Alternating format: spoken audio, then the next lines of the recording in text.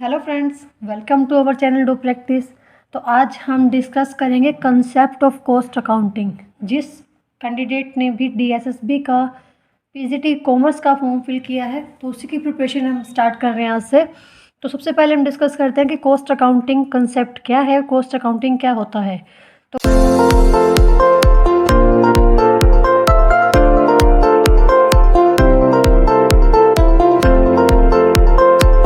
Cost accounting means accounting of cost. Accounting of cost. अब बात करते हैं कॉस्ट क्या होती है। कॉस्ट मीन्स जो भी एक्सपेंसेस, जो भी खर्चे हम कर रहे हैं किसी भी थिंग के ऊपर, किसी एक्टिविटी के ऊपर या किसी भी प्रोडक्ट को बनाने के ऊपर, जो भी खर्चे हम कर रहे हैं उन सभी खर्चों को हम क्या कहते हैं, कॉस्ट कहते हैं। फॉर एग्जांपल अगर हमें एक पेन भी बनाना है तो उस पेन के ऊपर किए गए खर्चे, वो इंक का हो, रिफिल का हो, तो वो सभी खर्चे किस में, उसको क्या कहेंगे, हम कॉस्ट कहेंगे। और अकाउंटिंग क्या होती है। अकाउंटिंग मीन्स कि जब हम ट्रांजेक्शन्स को आइडेंटिफाई करते हैं, उसको रिकॉर्ड करते हैं, उसको एनालाइज करते हैं और उसको रिपोर्ट करते हैं। तो ये हो गया हमारा अकाउंटिंग का पार्ट। मीन्स जब हम खर्चों को आइडेंटिफाई करें, उन खर्चों को रिकॉर्ड करें, उन खर्चों को एनालाइज करें, तो वो हमारा क्या हो गया, कॉस्ट अकाउंटिंग। अब खर्चे किस किस तरह के हो सकते हैं। वो खर्चे हो सकते हैं हमारे मटेरियल के ऊपर, वो खर्चे हो सकते हैं हमारे लेबर के ऊपर, वो खर्चे हमारे हो सकते हैं एक्सपेंसेस के। एक्सपेंसेस मतलब कि अगर जैसे मान के चले पेन हम बना रहे हैं तो इस पेन के ऊपर हमारा जो मटेरियल यूज़ हुआ है, लाइक रिफ़िल है, इंक है, अब उसको हम, ये तो है नहीं कि हमने इंक और रिफ़िल रख दिया और खुद से बनना स्टार्ट हो गया, उसके ऊपर लेबर भी लगेगी, हमारे अलग से एक्सपेंसेस भी लगेंगे। तो जब भी हम कोई प्रोडक्ट बनाते हैं तो उनमें तीन ही चीज़ों की कॉस्ट आती है। या तो मटेरियल की कॉस्ट आएगी, या लेबर की कॉस्ट आएगी, या फिर एक्सपेंसेस की कॉस्ट आएगी। एक्सपेंसेस के ऊपर जो हमारा खर्चा हो, जो हमारे खर्चे होंगे उनकी कॉस्ट आएगी। तो मतलब इन तीनों को मिलाकर ही हमारी क्या बनती है, टोटल कॉस्ट। तो कॉस्ट अकाउंटिंग बात करते हैं कि जब आप इन चीज़ों को एनालाइज करते हो कि कितनी कॉस्ट हमारी मटेरियल पे आई है, कितनी कॉस्ट हमारे लेबर पे आई है, कितनी कॉस्ट हमारी एक्सपेंसेस पे आई है, तो उसको एनालाइज करना ही हमारा क्या है, कॉस्ट अकाउंटिंग। अब ये तो है नहीं कि भाई जो हम स्टार्ट कर रहे हैं कॉस्ट अकाउंटिंग करना और सिंपली हमने घर बैठे जो है सबके अलग अलग खर्चे निकाल लिए। उसके लिए प्रॉपर टूल्स होते हैं, उसके प्रॉपर टेक्निक्स होती हैं। तो उन टूल्स को, उन टेक्निक्स को स्टडी करना ही क्या है, कॉस्ट अकाउंटिंग। अगर इन ब्रीफ हम बात करें कॉस्ट अकाउंटिंग क्या होता है कि जब आप बिल्कुल जो बात करते हैं, बिल्कुल जो ये हमारी कॉस्ट के आसपास ही घूमती है। जब आप टोटल कॉस्ट का पता लगाते हो कि टोटल कॉस्ट कितनी आई है, मटेरियल के ऊपर कितनी आई है, लेबर के ऊपर कितनी और एक्सपेंस के ऊपर कितनी आई है। तो अगर हम इन ब्रीफ बात करें कॉस्ट अकाउंटिंग क्या हो गया। Cost accounting involves a study of those concept, उन सभी कंसेप्ट को, उन सभी टूल्स को, उन सभी टेक्निक्स को स्टडी करना जो आपकी हेल्प करते हैं एनालाइज करने में कॉस्ट को, और असर्टेन मतलब कि कॉस्ट का पता लगाने में और कॉस्ट को एनालाइज करने में जो टूल्स हेल्प करते हैं, उन्हीं टूल्स, उन्हीं टेक्निक्स को हम क्या कहते हैं, कॉस्ट अकाउंटिंग। टेक्निक्स जैसे हम आगे बात करेंगे, टेक्निक्स कौन कौन सी हो गई, मार्जिनल कॉस्टिंग है, स्टैंडर्ड कॉस्टिंग है, हिस्टोरिकल कॉस्टिंग है। तो उन सभी कॉस्टिंग क्या हो गई हमारी, उन सभी टेक्निक्स को स्टडी करना ही किसके अंदर आता है, कॉस्ट अकाउंटिंग के अंदर।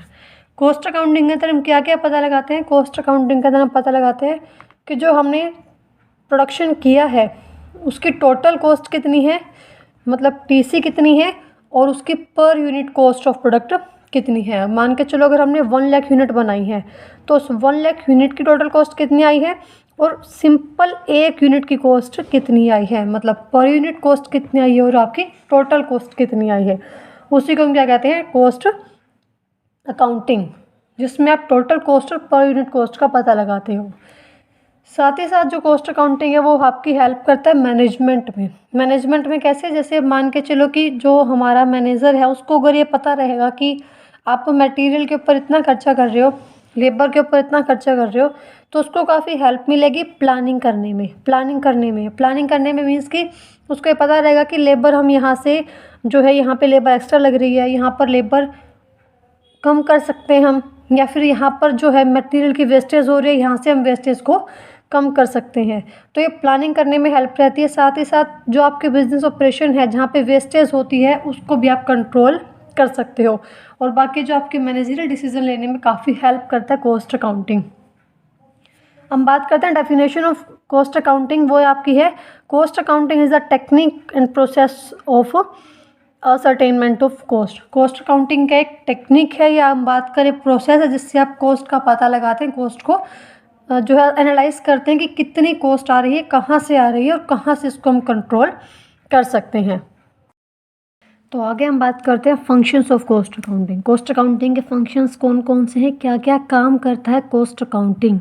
तो फर्स्ट आता है हमारा cost ascertainment. Cost ascertainment that mean कि जो कॉस्ट अकाउंटिंग का मेन काम क्या है, प्राइमरी ऑब्जेक्टिव क्या है, कॉस्ट को डिटरमाइन करना, कॉस्ट को असरटेन करना कि हमारी कॉस्ट कितनी आई है। फॉर एग्जांपल अगर हम 1,00,000 यूनिट बना रहे हैं तो उस 1,00,000 यूनिट के ऊपर टोटल कॉस्ट कितनी आई है या हर यूनिट की कॉस्ट कितनी आई है। तो वो हम डेफिनेशन में भी कर चुके हैं कि पर यूनिट कॉस्ट और टोटल कॉस्ट को फाइंड आउट करना ही मेन काम है कॉस्ट अकाउंटिंग का। अब दूसरी बात ये है कि कॉस्ट अकाउंटिंग सिर्फ कॉस्ट को, ऐसा नहीं है कि जब आपकी जो प्रोडक्शन कंप्लीट हो गया है उसके बाद ही कॉस्ट को डिटरमाइन करता है। जो कॉस्ट अकाउंटिंग है वो आपका अलग अलग स्टेजेस पर भी कॉस्ट को डिटरमाइन करता है। जैसे अगर आपने स्टार्ट किया है 1,00,000 यूनिट को प्रोड्यूस करना, तो स्टार्टिंग में उसकी कॉस्ट क्या आ रही है, वर्क इन प्रोग्रेस क्या कॉस्ट आ रही है उसकी, और फाइनली कंप्लीशन स्टेज पे उसकी क्या कॉस्ट आ रही है। वो इसलिए ताकि अगर आप बीच बीच में चेक करते रहोगे कि कॉस्ट कितनी आ रही है तो आपको एक अंदाज़ा रहेगा कि हम कहीं पर वेस्टेज तो नहीं कर रहे हैं, कहीं पर आपका जो मटेरियल है वो मिसयूज़ तो नहीं हो रहा है। तो हर एक स्टेज पे उसकी कॉस्ट डिटरमाइन की जाती है कॉस्ट अकाउंटिंग के अंदर, और यही काम है कॉस्ट अकाउंटेंट का कि वो कंट्रोल करे वेस्टेज को और कम से कम जो आपकी कॉस्ट है वो रहे। सेकेंड हम बात करते हैं कॉस्ट कंट्रोल। अब कॉस्ट कंट्रोल का काम क्या होता है कि कॉस्ट को कंट्रोल करना। अब जैसे कि कॉस्ट को कंट्रोल हम कैसे करेंगे, फॉर एग्जांपल अगर हम 1,00,000 यूनिट बना रहे हैं तो हम ऐसा मान के चलते हैं कि जो उसकी कॉस्ट होगी वो कम से कम भी जो अगर हम बात करें 10 लाख होगी, कम से कम कॉस्ट उस कितनी होनी चाहिए, मतलब मेरे हिसाब से 1,00,000 यूनिट 10 लाख की कॉस्ट के अंदर बन जानी चाहिए, 10 लाख के अंदर बन जानी चाहिए। तो ये मेरा स्टैंडर्ड हो गया कि मैं 10 लाख रुपए के अंदर मेरे को 1,00,000 यूनिट बनानी है। बट एक्चुअल में क्या हुआ कि मेरी जो 1,00,000 यूनिट है वो 12 लाख रुपए में बनी। तो इसका मतलब कि कहीं ना कहीं 2 लाख रुपए का मेरा जो है कॉस्ट ज़्यादा आ रही है। कहाँ, तो अगर हम बात करें मेरी 1 यूनिट की कॉस्ट कितनी बननी चाहिए थी, 10 रुपये, ठीक है, अकॉर्डिंग टू माई स्टैंडर्ड।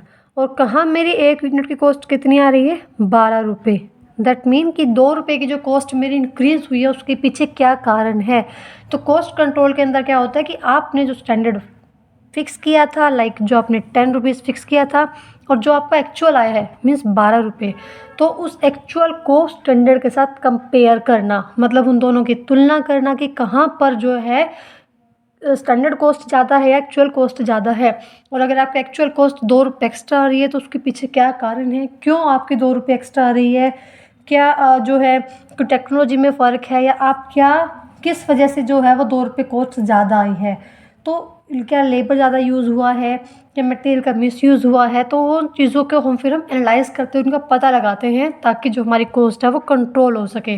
तो अगर आप कंपेयर ही नहीं करोगे तो आपने तो अपनी स्टार्ट कर दी थी 12 रुपये के हिसाब से यूनिट को आगे प्रॉफिट मार्जिन ऐड करके सेल करना, बट यहाँ पे क्या कमी रहेगी, अगर आप उसको वेस्टेज को रोकोगे ही नहीं तो आगे जाके वो आपके कंपटीशन मार्केट में दिक्कत आएगी। तो इससे अच्छा है कि आप स्टार्टिंग में ही कॉस्ट को कंट्रोल करके चलो, कि कंट्रोल करना दैट मीन कि आप जो है जो वेस्टेज उसको कंट्रोल करो।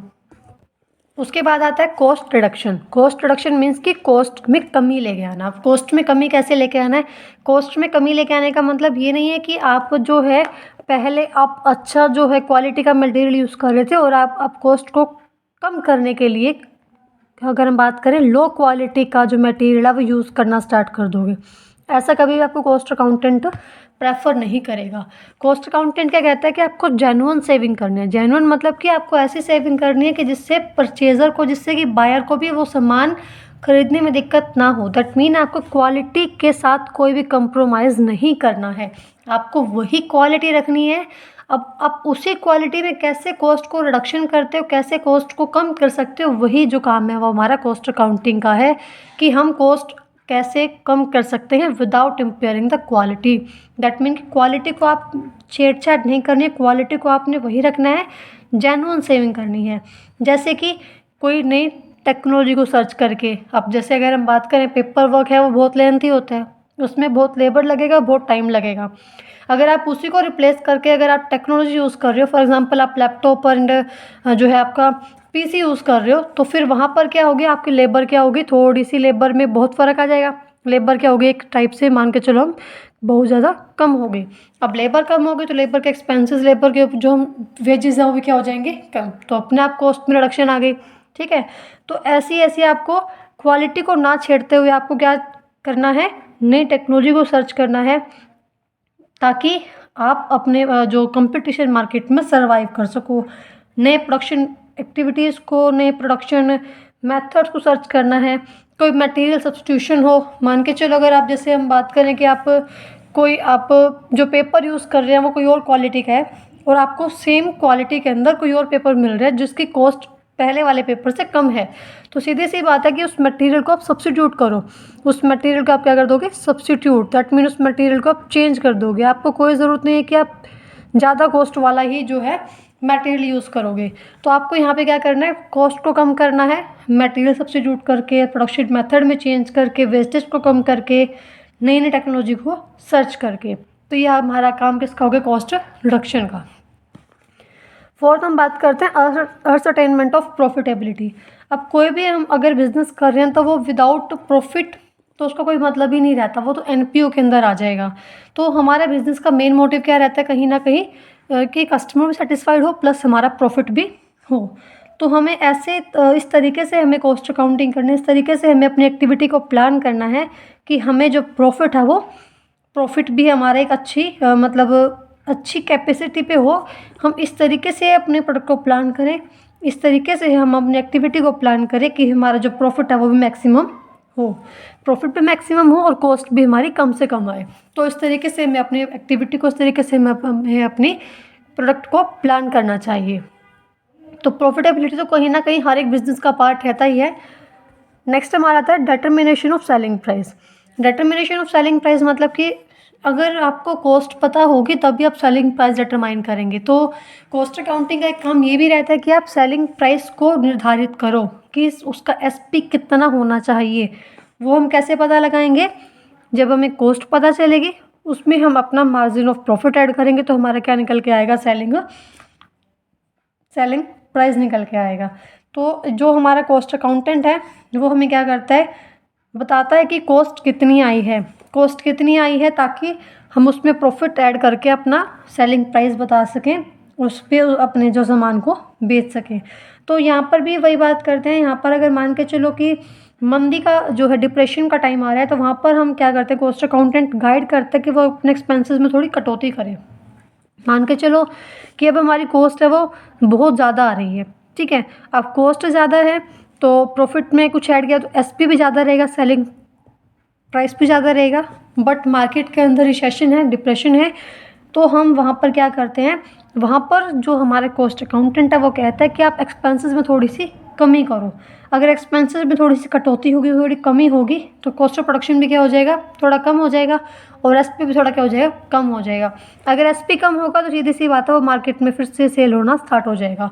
क्योंकि अगर मान के चलो कि मार्केट में डिमांड है ही नहीं, अगर हम बात करें कि रिसेशन का टाइम में मार्केट में डिमांड बहुत कम है, तो फिर वहाँ पर क्या होगी, सेलिंग प्राइस डाउन आ जाएगा या फिर आपका जो माल है वो बिकेगा ही नहीं। तो यहाँ पर आपको क्या चाहिए कि अपना सेलिंग प्राइस थोड़ा सा कम करें। वो हम कम कैसे कर सकते हैं, अपनी कॉस्ट में रिडक्शन करके, थोड़ा सा जो एक्सपेंसेस को कम करके, थोड़ा सा, या फिर अपने चैलेंजेस को मीट करें ताकि हमारे प्राइस को कम किया जा सके और हम कंपटीशन से आउट ना हो। नेक्स्ट आता है providing a basis for business policy and decision making. तो जो आपका कॉस्ट अकाउंटिंग है वो बताता है कि बिजनेस पॉलिसी बनाना और काफ़ी हेल्प करता है डिसीजन मेकिंग में। जैसे हमने पहले बात भी की थी कि एक मैनेजमेंट प्रोसेस का ही टूल है जो आपको हेल्प करता है काफ़ी डिसीजन लेने में और बिजनेस ऑपरेशन के अकॉर्डिंग प्लान करने में, उनको कंट्रोल करने में। ये आपको बताता है कि कैसे आपको वेस्टेज कम करनी है, कैसे आपको अपनी प्लांट कैपेसिटी को प्रॉपर यूटिलाइज करना है, कहाँ पर आपका जो है प्रॉफिट ज़्यादा होगा या कहाँ पर आपको ज़्यादा से ज़्यादा प्रॉफिटेबल सेल्स मिक्स यूज़ करना है। मतलब आपको कहाँ सेल करनी है जहाँ पे आपको प्रॉफिट एक्स्ट्रा हो सकता है। आपको कहाँ पर सामान खरीदना है, कहाँ पर बेचना है, तो ये सब सारी पॉलिसीज़ किसके अंडर बनते हैं? कॉस्ट अकाउंटिंग के अंदर, क्योंकि उसमें सब हर एक चीज़ को हम देखते हैं कि कहाँ पर हमारी वेरिएबल कॉस्ट ज़्यादा आएगी, कहाँ पर हमारी फिक्स्ड कॉस्ट ज़्यादा आएगी, कहाँ पर हमें सामान बनाने का फ़ायदा और कहाँ पर खरीद कर बेचने का फ़ायदा है। ठीक है, तो वो सारे डिसीजन किसके अंदर ले जाते हैं? कॉस्ट अकाउंटिंग के अंदर। Last but not least, compliance to statutory requirement. तो जो ये हमारा कॉस्ट अकाउंटिंग है, ये ऐसा नहीं है कि हम मतलब खुद से ही किए जा रहे हैं, ये प्रॉपर जो आपका सेंट्रल गवर्नमेंट है उसको वो प्रॉपर आपको बताता है। उसके अंडर ये है ये सेक्शन 209 सेक्शन 1D के अंदर बताया गया कंपनीज एक्ट के अंदर कि 47 इंडस्ट्रीज़ को कॉस्ट अकाउंट बनाने बहुत ज़रूरी हैं। तो मतलब कि ये एक आपका वैधानिक रिक्वायरमेंट भी है, अगर हम बात करें कि आपको कॉस्ट अकाउंटिंग करनी ही है और आपको प्रॉपर कॉस्ट अकाउंटिंग मेंटेन करने हैं, ताकि हर एक चीज़ का पता चल सके कहाँ पर कॉस्ट ज़्यादा है, कहाँ पर कॉस्ट कम है। तो आई होप आपको कॉस्ट अकाउंटिंग का कंसेप्ट और फंक्शंस ऑफ कॉस्ट अकाउंटिंग समझ में आए होंगे। कहीं पर कोई भी डाउट है तो कमेंट कर सकते हैं, और आपको ईमेल आईडी भी गिवन है डिस्क्रिप्शन में, वहाँ पर आप मेल भी कर सकते हैं किसी भी डाउट के लिए। और इन नोट्स के लिए आप टेलीग्राम जो लिंक ज्वाइन कर सकते हैं, टेलीग्राम का लिंक आपको डिस्क्रिप्शन में मिल जाएगा। और वीडियो अच्छी लगे तो प्लीज़ वीडियो को लाइक कीजिए और चैनल को सब्सक्राइब कीजिए।